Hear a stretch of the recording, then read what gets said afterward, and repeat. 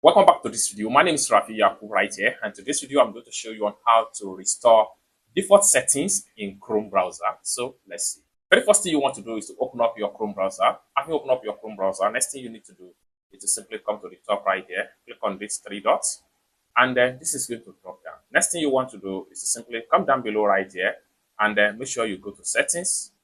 So it's going to open up like so. Next thing you need to do is to simply come down below right here, click on reset setting, then take you right here. Next thing you need to do is to simply click on here and it's take you right here. Now, reset setting. This action will reset some Chrome settings and Chrome shortcuts, disable extension, delete cookies and other temporary site data. Bookmark, history, and save password won't be affected.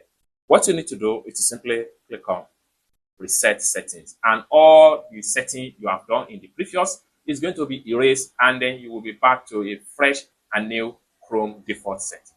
It's as simple as that. So basically, this is how to simply restore back to default setting in Chrome browser. I hope you really got value for this video. If you find this video useful, give this video a big like, and also remember to subscribe to the channel for more tips like this. Thank you so much for watching, and I hope to see you in my next video. Bye for now.